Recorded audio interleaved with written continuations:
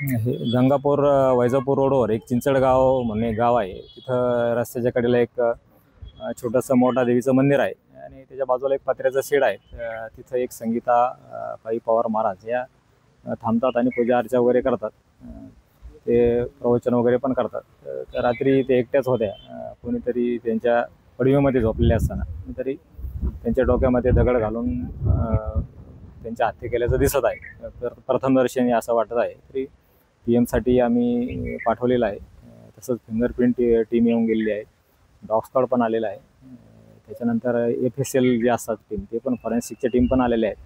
तसंच स्थानिक गुन्हे शाखेचं पथक आहे. आमचं एक तांत्रिक पथक पण आहे.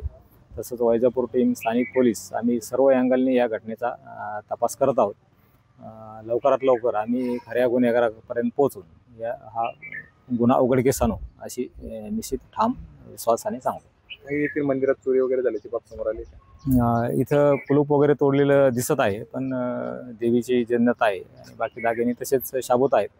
तर बाकी दानपेटीत काही रक्कम होती का ती आता सांगू शकणार नाही.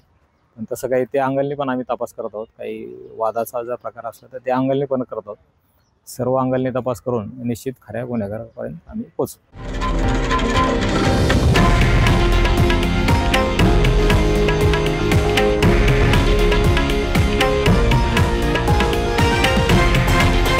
हे आहे देशातील नंबर 1 न्यूज नेटवर्क आणि आपण पाहत आहात TV9 मराठी, एकमेव.